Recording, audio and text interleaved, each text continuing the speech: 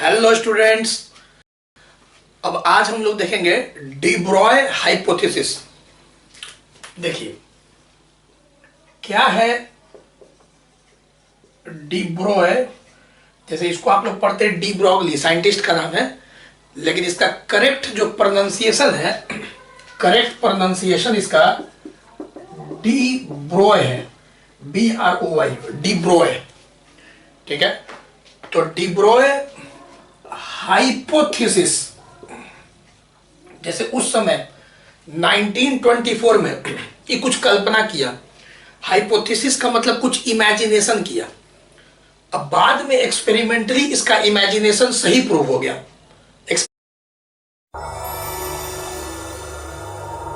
Hello students, अब आज हम लोग देखेंगे डी ब्रॉय हाइपोथेसिस। देखिए क्या है डी ब्रॉय। जैसे इसको आप लोग पढ़ते हैं डी ब्रॉगली, साइंटिस्ट का नाम है, लेकिन इसका करेक्ट जो प्रोनाउंसिएशन है, करेक्ट प्रोनाउंसिएशन इसका डी ब्रॉय है, BROY, डी ब्रॉय। ठीक है, तो डी ब्रॉय हाइपोथेसिस, जैसे उस समय 1924 में ये कुछ कल्पना किया। हाइपोथेसिस का मतलब कुछ इमेजिनेशन किया। अब बाद में एक्सपेरिमेंटली इसका इमेजिनेशन सही प्रूव हो गया। एक्सपेरिमेंट से बहुत सारा एक्सपेरिमेंट किया गया, अभी बताएंगे क्या इमेजिनेशन किया और क्या सही हो गया।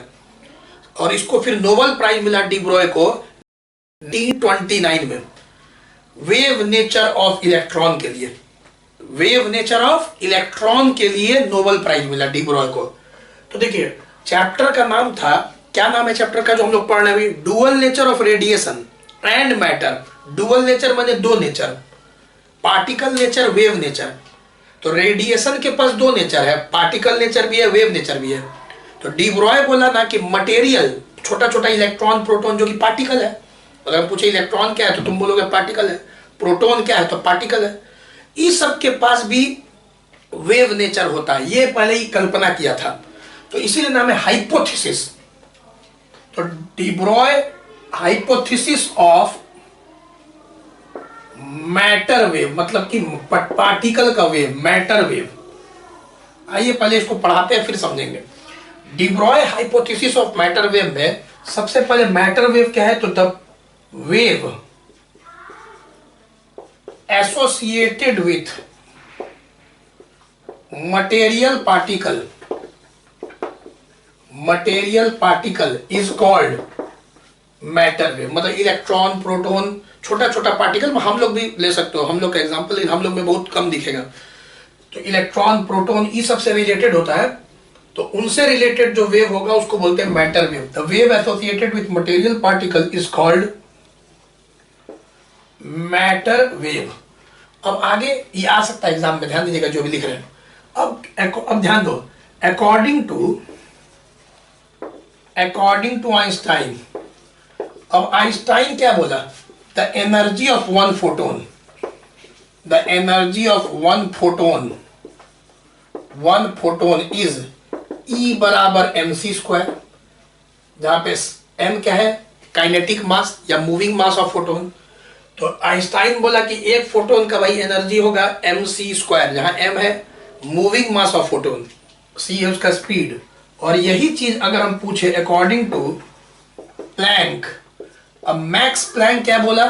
सबको पता है, the energy of one photon is E बराबर क्या था जी? h न्यू या फिर hc बाई लैम्डा। तो अभी हम लिखते हैं hc बाई लैम्डा, लिख सकते हैं ना, एनर्जी ऑफ वन फोटोन। तो अब कॉमन सेंस है कि आइंस्टाइन साहब बोले E बराबर mc स्क्वायर, प्लैंक साहब बोले E बराबर hc बाई लैम्डा। इसको फर्स्ट मान लो, इसको सेकंड मान लो। तो डी ब्रॉय क्या किए? दोनों को इक्वेट कर दिए। तो from first and second, from equation first and second, सब बच्चा देख सकता है कि हम लिख सकते हैं mc square h by lambda, क्योंकि दोनों तो एनर्जी ऑफ फोटोन है। अब यहाँ c भी होगा hc। अब एक c कट करो और लैम्डा इधर भेजो। देखो तो इसको अरेंज ऐसे कर सकते हैं, lambda is equal to h by m into c, h by m into c. एक c कट गया, एक mc नीचे चला गया। और मास इंटू वेलोसिटी हम लोग का मोमेंटम होता है छोटा p, मोमेंटम ऑफ फोटोन। ध्यान से देख लो कि यहां वेवलेंथ ऑफ फोटोन आ गया h by P, wavelength of photon h by P. ठीक है, अब देखो अब मेन शुरू हो रहा है। अब Louis de Broglie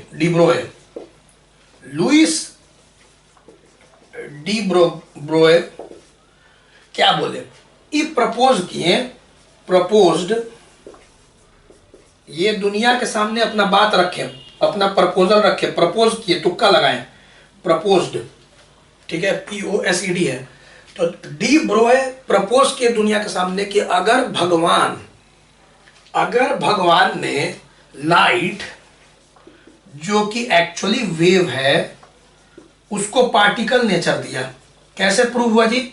photo electric effect से। क्योंकि फोटो इलेक्ट्रिक इफेक्ट कैसे समझाए हम लोग कि भाई जरूर लाइट छोटा छोटा फोटोन के रूप में होगा, तभी वो टकराया होगा इलेक्ट्रॉन से और उसका एनर्जी मिला होगा, तब इलेक्ट्रॉन निकला होगा। तो ये जो फोटो इलेक्ट्रिक इफेक्ट पढ़े तुम, क्या चीज को प्रमाणित करता है कि लाइट का पार्टिकल नेचर भी है। और वेव नेचर के लिए यंग डबल स्लिट एक्सपेरिमेंट किए थे, जहां पे ब्राइट फ्रिंज और डार्क फ्रिंज बना था, यंग डबल स्लिट एक्सपेरिमेंट। वहां light plus light can be अंधेरा, याद है ना? तो यंग डबल स्लिट एक्सपेरिमेंट पढ़े, या जो डिफ्रैक्शन एक्सपेरिमेंट पढ़े, डिफ्रैक्शन हम लोग पढ़े, diffraction of light, interference of light, wave nature रहा है। Photo electric effect particle nature को शो कर रहा है। तो लाइट के पास डुअल नेचर हो गया, डुअल नेचर। तो अब डी ब्रोए साहब क्या बोल रहे हैं कि अगर भगवान नाइंसाफी नहीं कर सकते हैं, nature loves symmetry, nature loves symmetry. अगर भगवान ने लाइट को दोनों नेचर दिया है, डुअल नेचर, तो भगवान ने मैटर को भी, जो कि एक्चुअली पार्टिकल है, उसको भी दिया होगा वेव नेचर। ये प्रपोजल रखा कि लाइट जो कि वेव है उसके पास पार्टिकल नेचर भी है, तो मैटर जो कि छोटा छोटा पार्टिकल जो कि मास है उसके पास भी वेव नेचर होना चाहिए। Dual nature of radiation and matter. अगर रेडिएशन के पास डुअल नेचर है तो मैटर के पास भी डुअल नेचर होना चाहिए। ये बात को कल्पना किया किसने? डी ब्रोए साहब ने। बाद में एक्सपेरिमेंटली प्रूव हो गया, इलेक्ट्रॉन एक्सपेरिमेंट किया गया इलेक्ट्रॉन का, बाद में फिर इलेक्ट्रॉन माइक्रोस्कोप बना और इलेक्ट्रॉन माइक्रोस्कोप से इलेक्ट्रॉन का वेव नेचर को देखा गया। वो एटम के अंतिम टॉपिक में पढ़ाएंगे भी, एनसीईआरटी में एटम का लास्ट पेज देखना, एटम चैप्टर का, उसमें देखना इलेक्ट्रॉन का कैसे ऐसे वेव की तरह बना हुआ है इलेक्ट्रॉन माइक्रोस्कोप से, वेव पिक्चर ऑफ इलेक्ट्रॉन। तो ये सब एक्सपेरिमेंटली प्रूव हो गया, बस दिमाग में रखो, बाद में बताया जाएगा। तो Louis de Broglie proposed that the above relation, जो ऊपर जो रिलेशन आया है ये वाला, the above relation should also be applicable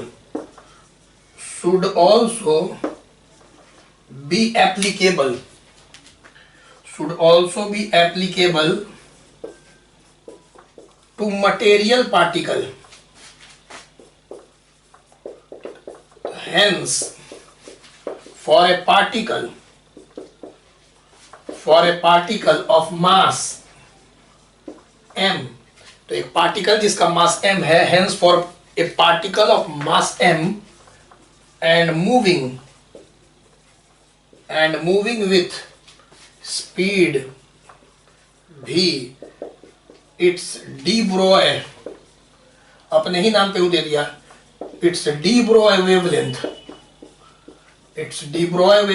is, देखो जी, अब lambda is equal to h by p तक तो समझ गए। अब ये फॉर्मूला एक्चुअली फोटोन के लिए है, लेकिन अब डी ब्रोए साहब बोल रहे हैं कि पार्टिकल के लिए भी लगेगा, लेकिन पार्टिकल का स्पीड थोड़ी ना c हो जाएगा, तो इसीलिए अब p के जगह लिखोगे मोमेंटम, मास इनटू वेलोसिटी, अब m इनटू v लिखना, समझ गए? तो h बाई पी, अब p हो जाएगा m इनटू v। यही बोलते हैं वेवलेंथ ऑफ मैटर वेव, इसी को बोलते हैं डी ब्रोए वेवलेंथ या फिर wavelength of matter wave. Lambda is equal to h by p is equal to h by m v. तो चलिए नोट करिए इसको, डी ब्रोए का कल्पना, हाइपोथेसिस ऑफ मैटर वेव। बस 3 लाइन समझना है, 1 लाइन 2 लाइन फिर इक्वेट कर दिए, और फिर वही डी ब्रोए क्या दुनिया के सामने प्रपोज किए भाई, वेव पार्टिकल डुअलिटी।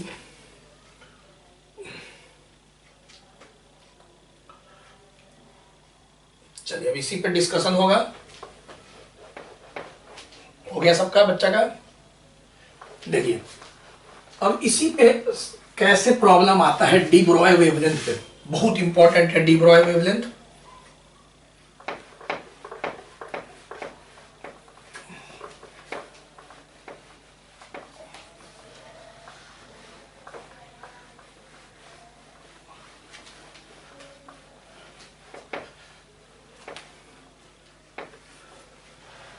देखिए अब इसी पे कुछ डिस्कशन करना है,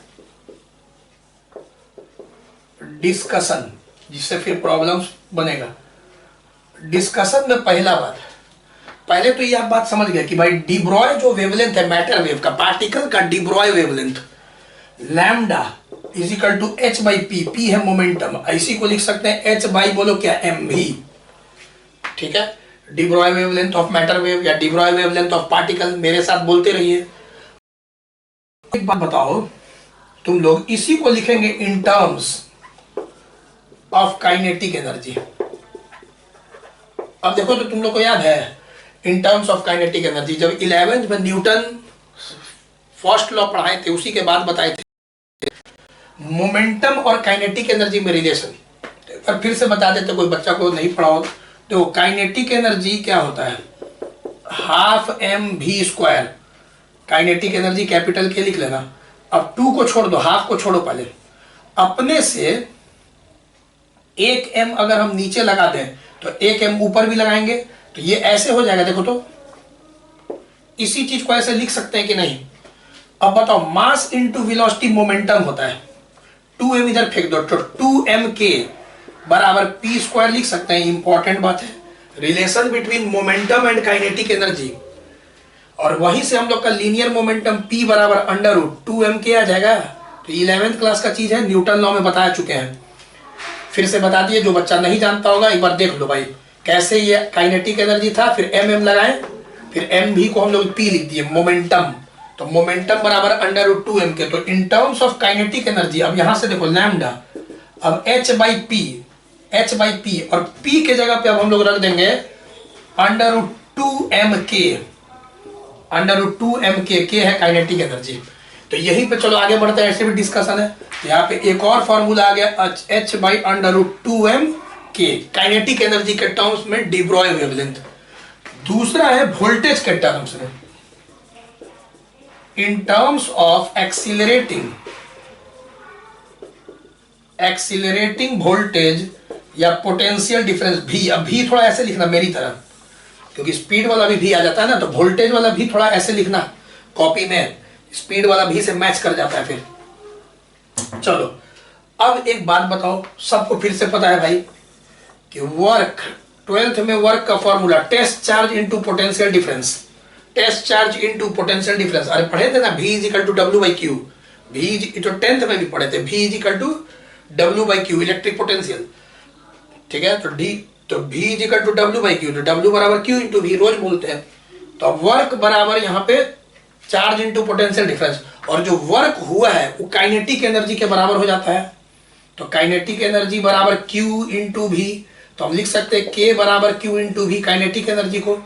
अगर रेस्ट से स्टार्ट किया है, जैसे होता क्या है देखो, नहीं समझ रहे, पोटेंशियल डिफरेंस कहाँ होता है पहले ही बताओ तुम। अब इलेक्ट्रिक फील्ड में चैप्टर 1-2 का है ना पढ़ाए थे कि पोटेंशियल डिफरेंस कहाँ होता है, इलेक्ट्रिक फील्ड होगा एक, तो वहां 2 पॉइंट के बीच का पोटेंशियल डिफरेंस होगा, ए पे higher potential, B pe lower, क्योंकि इलेक्ट्रिक फील्ड डिक्रीजिंग पोटेंशियल में होता है, from higher to lower potential, सब पढ़ाया हुआ है। इलेक्ट्रिक फील्ड का डायरेक्शन होता है फ्रॉम हायर से लोअर पोटेंशियल। तो अगर हम कोई चार्ज को छोड़ते हैं तो इस पर फोर्स लगेगा और ये भागना शुरू कर देगा हायर से लोअर पोटेंशियल। तो मान लेते हैं ए और बी के बीच में पोटेंशियल डिफरेंस भी है, तो हम यहाँ पे चार्ज को बस रेस्ट पे रख के हट गए थे, फोर्स लगा भगा गया, जब यहाँ आया तो उसके पास स्पीड भी आ गया। तो वही बोलते हैं कि वर्क बराबर, यहाँ इलेक्ट्रिक फील्ड वर्क किया कितना, QV, जहाँ V है potential difference between A and B, और यहाँ पे यहाँ से रेस्ट पे रखे थे, यहाँ कितना काइनेटिक एनर्जी आ गया, हाफ mv स्क्वायर। तो ऐसे इस चीज को समझना है कि अगर कोई चार्ज, पॉजिटिव चार्ज को अगर हम लोग ऐसे, मतलब कोई भी चार्ज हो सकता है, अभी पॉजिटिव से समझाया जा रहा है, नेगेटिव भी हो सकता था, तो फिर ऐसे भागता, बस रख के हट गए हम लोग इलेक्ट्रिक फील्ड में, लगातार भी पोटेंशियल डिफरेंस से भगाए तो उसका स्पीड भी बढ़ते जाएगा, काइनेटिक एनर्जी बढ़ते जाएगा। तो चलो आओ, K बराबर क्यू भी बहुत इंपॉर्टेंट। तो अब इसी को हम इसे लिख सकते हैं, देखो तो अब आगे बढ़ाओ।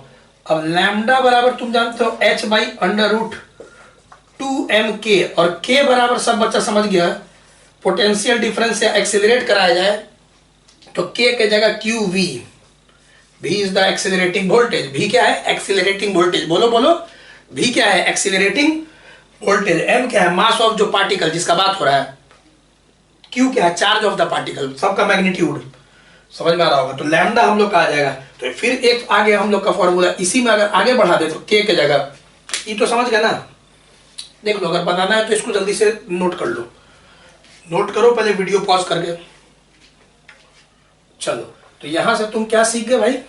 यहां से सीख गए कि इसी को हम लोग लिख सकते हैं h by under root 2mqv। तो ये सारा फॉर्मूला है डी ब्रॉय वेवलेंथ का, डी ब्रॉय वेवलेंथ का। Lambda is equal to h by p is equal to h by mv is equal to h by under root 2mk is equal to h by under root 2mqv। v is the accelerating voltage या decelerating voltage, जो भी है। Potential difference भी बोल सकते हो। v क्या है? Potential difference. अब बहुत इंपॉर्टेंट टॉपिक क्या है? बहुत important, very very important, very very important, बहुत आता है बोर्ड एग्जाम में। क्या है भाई टॉपिक? इसी पे एक्चुअली नोबेल प्राइज मिला था। तो ये बहुत आता है डी ब्रॉय को। तो de Broglie wavelength of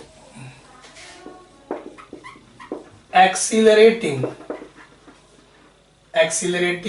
D Broglie wavelength of electron लिखो ना अभी खाली, de Broglie wavelength of electron. देखिए, de Broglie wavelength of electron, very very important topic. अब कुछ नहीं भाई, यहाँ पे क्यू चार्ज था ना, आप समझो चार्ज पार्टिकल जो फेंके थे इलेक्ट्रॉन है, बस इसी में पुट करना है। तो देखो क्या है, सबसे पहले क्या दिया भाई, लेट भी क्या है, तो एक्सीलरेटिंग पोटेंशियल डिफरेंस है। एम क्या है? Mass of electron. ई क्या है? तो magnitude of charge on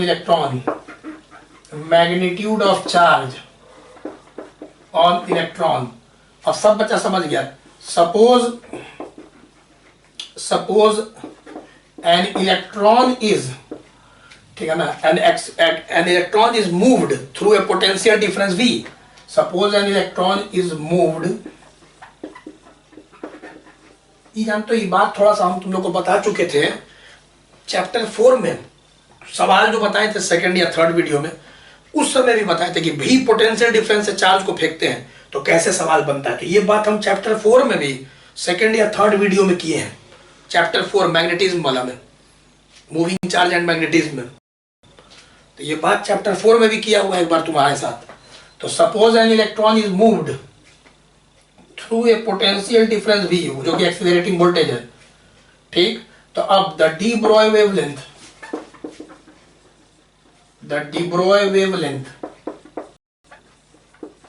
off accelerated electron, यहाँ पे D Broglie wavelength of accelerated था जो लिख रहे थे हम। देखो एक्चुअली टॉपिक का नाम है de Broglie wavelength of accelerated electron. D Broglie wavelength of accelerated electron है नाम है टॉपिक का। तो एक्सीलरेटेड इलेक्ट्रॉन इज, चलो जी अब बताओ क्या बताए थे फॉर्मूला पीछे, h by under root 2mqv।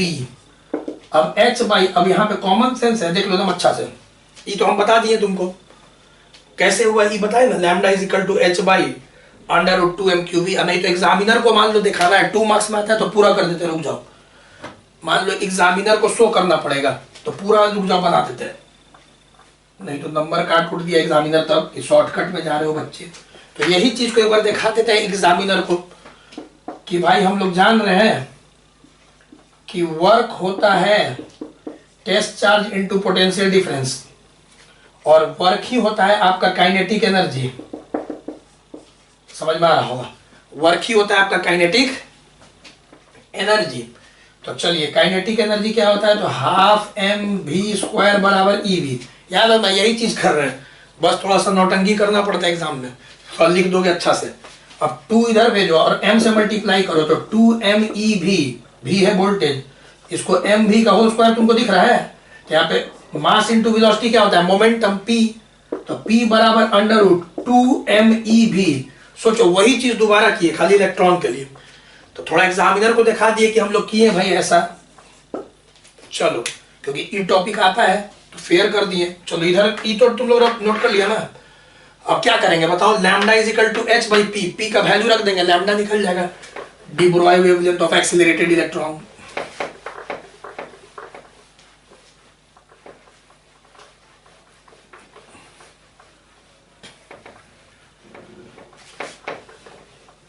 चलिए अब यहां से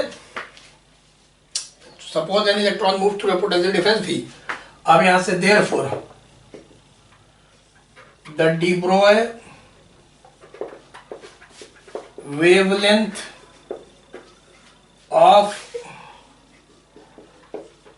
accelerated electron is, चलो क्या होगा, लैम्डा इज इक्वल टू क्या था, h बाई पी, और यहाँ p के जगह नीचे देखो वहां अंडर रूट 2 MEV। ठीक, अब हम लोग सब कोई जान रहे हैं h Planck's constant, m mass of electron, E 1.6 into 10⁻⁻19, ये सब कांस्टेंट है। इन सब का वैल्यू को रखा जाए और कैलकुलेट किया जाए तो देखो यही ऐसे आ जाता है, लैम्डा बराबर 1.227 बाई रूट भी, ये रूट भी वोल्टेज वाला रह गया। अब बाकी सबका वैल्यू रख के कैलकुलेट किया गया तो इतना आया नैनोमीटर में। इसी को तुम 12.27 बाई रूट भी लिख सकते हो एंगस्ट्रॉम में। एक कोई भी याद कर लो, समझ में आ रहा होगा। तो यही सबसे इंपॉर्टेंट है, फॉर्मूला तुमको एकदम रट लेना है। समझने के बाद ये तुमको याद भी करना है कि de Broglie wavelength of accelerated electron कितना होता है, तो lambda is equal to 1.227 divided by root भी नैनोमीटर में, 12.27 लेंगे तो फिर एंगस्ट्रॉम में, वो तो समझ ही गया बच्चा, एक डेसिमल जाएगा तो 10 के पावर माइनस 10 में आ जाएगा मीटर। लैम्डा है, लैम्डा क्या है, लेंथ, वेव लेंथ मीटर है ना होगा, ठीक है, नैनोमीटर में, यहाँ वहाँ एंगस्ट्रॉम में है। ठीक, चलो एक सवाल देखते हैं इस पे। एक प्रॉब्लम इस तरह का आता है जो हम सब देखो सारा पैटर्न हम बता रहे हैं, बस तुम नोट्स को अच्छा से करके 10 बार उसको प्रैक्टिस करो लिख लिख के। देखो क्या बोल रहा है, क्वेश्चन है what is the de Broglie, what is the de Broglie wavelength associated with an electron का सिंबल दे दिया, electron accelerated through a potential difference of 100 volt, accelerated through a potential difference of 100 volt। ठीक, तो देखो भाई सब जान रहे हैं कि भाई इसका सॉल्यूशन कैसे होगा, ये तो अपने आप हम लोग का बन जाएगा। इसमें एक और चीज पूछा था ना, नहीं ठीक है, एक्सरे के आसपास आ जाता है।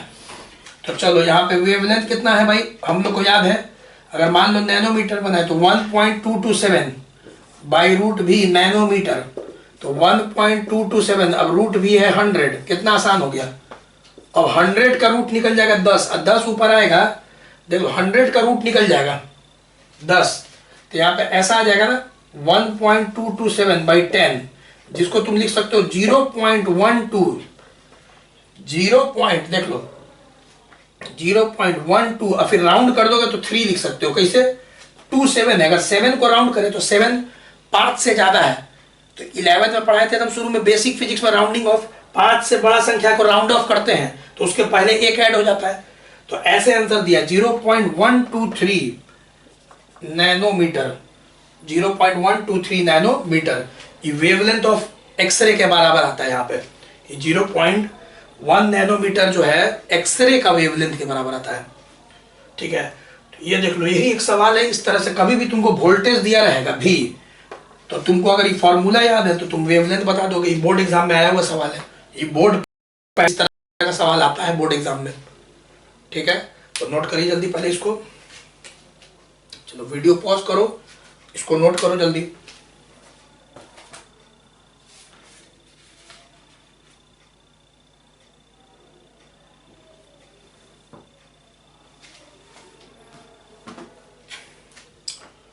चलिए हो गया नोट।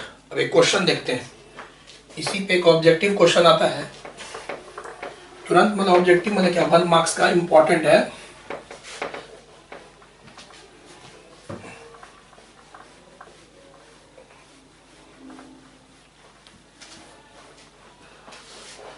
चलो हो गया, पूरा हो गया ना, सब नोट कर लो। चलिए यहीं पे क्वेश्चन लिख दे। An electron alpha particle and a proton, an electron alpha particle and a proton, ठीक है। An electron alpha particle have the same kinetic energy, have the same kinetic energy. बोल रहा है इलेक्ट्रॉन अल्फा पार्टिकल प्रोटॉन सबका के same है, सबका kinetic energy same है। Which of these has largest de Broglie wavelength, which of these, एक have largest de Broglie wavelength, किसके पास सबसे अधिक, ठीक है ना, वेवलेंथ होगा। तो देखो अब काइनेटिक एनर्जी वाला सवाल है ना, तो तुम काइनेटिक एनर्जी के टर्म में सोचो, काइनेटिक एनर्जी के टर्म में तुम सोचो। काइनेटिक एनर्जी के टर्म में तुम अगर सोचोगे तो डी ब्रॉय वेवलेंथ था h/√2m_k। अब क्या बोल रहा है, सब का के सेम है, तो के कांस्टेंट हो गया इस सवाल में, क्योंकि तीनों का के सेम हो गया, ठीक है। h तो प्लैंक्स कांस्टेंट है, m नहीं, m कांस्टेंट नहीं होगा बेटा, तीनों का m अलग अलग ना है, के तीनों का सेम दिया हुआ, क्योंकि इलेक्ट्रॉन का मास अलग होता है, अल्फा पार्टिकल का मास अलग होता है, प्रोटॉन का मास अलग होता है, तो m तीनों का क्योंकि अलग अलग है तो इस प्रश्न में कांस्टेंट नहीं है। तो यहाँ पे हम लोग लिख सकते हैं लैम्डा, h और k इस सवाल में कांस्टेंट है, क्योंकि h प्लैंक्स कांस्टेंट होता है और k सेम दिया हुआ है तीनों का। तो हम लोग इस प्रॉब्लम में लिख सकते हैं lambda inversely proportional to √m। ध्यान से देखो, lambda inversely proportional to √m, इसका मतलब क्या, जिसका मास सबसे कम होगा, जिसका मास सबसे कम होगा उसका वेवलेंथ सबसे ज्यादा होगा। अब बताओ इलेक्ट्रॉन में, अल्फा पार्टिकल में, प्रोटॉन में सबका मास, सबसे कम मास किसका होता है, इलेक्ट्रॉन का। कितना होता है इलेक्ट्रॉन का मास, इलेक्ट्रॉन का अगर हम मास पूछे तो 9.1 10⁻³ kg। प्रोटॉन का अगर मास पूछे तो 1.67 × 10⁻⁻27 kg।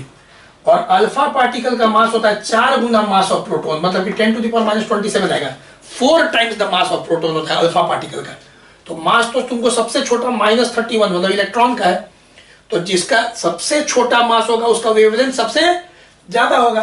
तो यहां पे साफ पता चल रहा है as electron has least mass, तीनों में सबसे लीस्ट, सबसे कम, electron has least mass, hence its de Broglie wavelength is largest. इस प्रश्न में उसका जो डी ब्रॉय वेवलेंथ होगा इलेक्ट्रॉन का सबसे लार्जेस्ट होगा,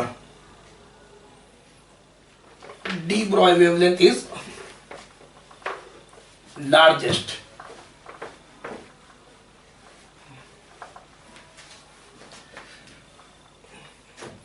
तो hence its